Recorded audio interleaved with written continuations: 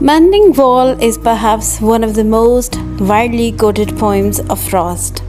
It was included in North of Boston, published in 1914. The most striking aspect of Mending Wall is its thought content.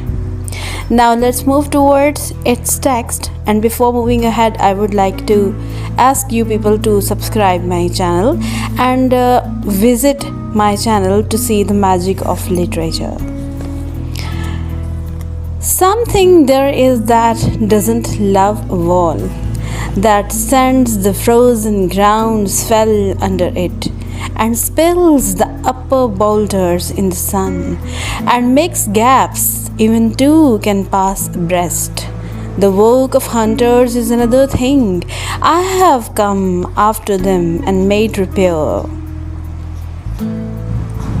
where they have left not one stone on a stone, but they would have the rabbit out of hiding to please the yelping dogs. The gaps, I mean, no one has seen them made or heard them made. But at spring mending time we find them there. Look at the first line. The very first word of the poem is suggestive for the kind and benevolent nature which does not like to build walls. Mother Nature herself builds frozen ground and then melts those frozen boulders under sun. Here hunters are referred to persons who are not confined to boundaries, hence walls. It is almost like the earth is shrugging the wall of a surface. This causes a lot of damage to the rocks, creating gaps. Frost and his neighbor go out to repair. In line number 5 and 6, Frost refers to the damage done to the wall by hunters that he and his neighbor has to repair. In the next lines, Frost says that the hunter, in order to help the dogs get at the rabbits who have hid themselves in the gaps in the wall, pull the stones apart. These gaps seem to so mysteriously, and these gaps so mysteriously appear that no one has ever seen them made or heard them made. But every year, he and his neighbor walk to the fence and find them.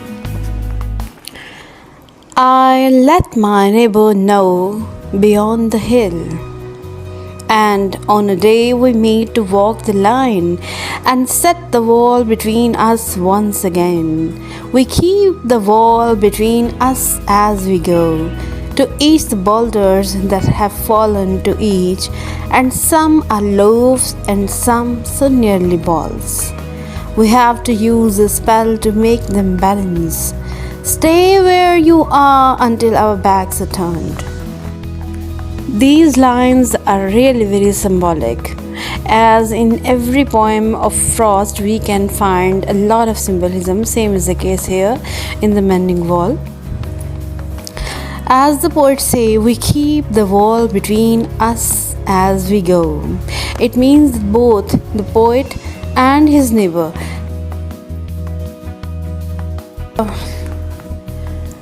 invisible wall between both of them. Both of them deal with whatever rocks have fallen off the wall on either side. Some of them look like loaves of bread and some are round like balls. So they try to balance on top of the wall, saying, "Stay where you are until our backs turned."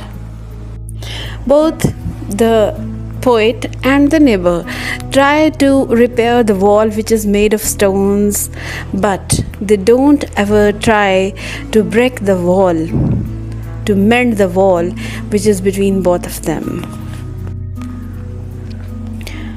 We wear our fingers rough with handling them. Oh, just another kind of outdoor game. One on a side. It comes to little more. There where it is we do not need the wall. He is all pine and I am apple orchard. My apple trees will never get across and eat the cones under his pines. I tell him, he only says, good fences make good neighbors. Spring is a mischief in me, and I wonder if I could put a notion in his head. Why do they make good neighbors?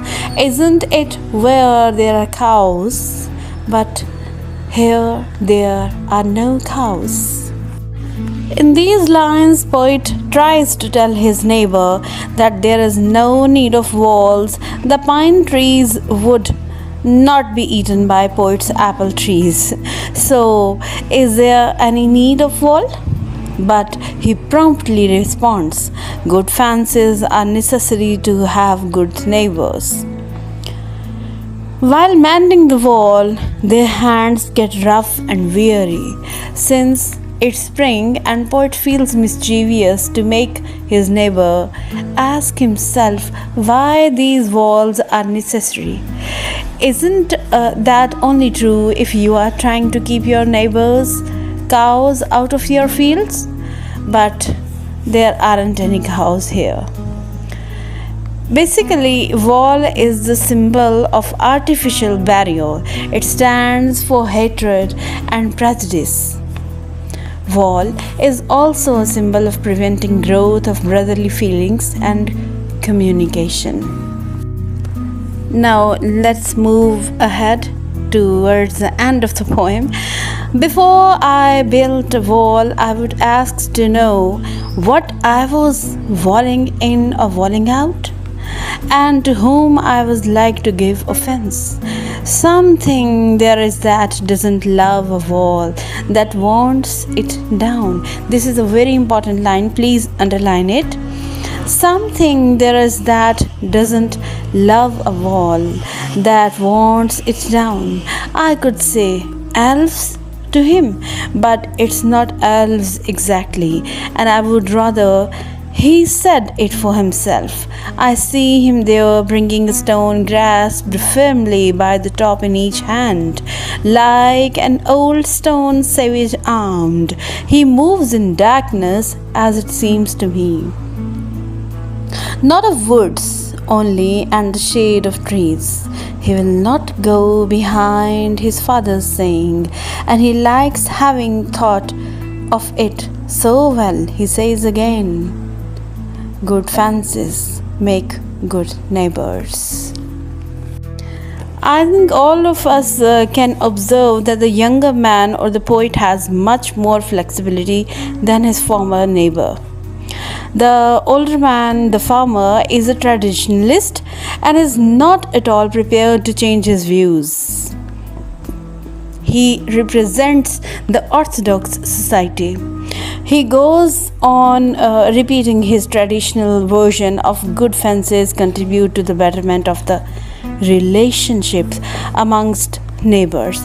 The poet really wants to ask a question. After all, why are we mending wall? But he could not, as he sees his neighbor bringing a stone grasped firmly by the top in each hand. He sees his neighbor moving into darkness, which is definitely darkness of ignorance. Poet surely could propose that elves are responsible for the gaps in the wall, but it's not exactly the elves. Elves are actually present in our own hearts. Poet does not present any solution of dilemma of modern man, whether we should build walls or not. The poem actually leads us to make a choice.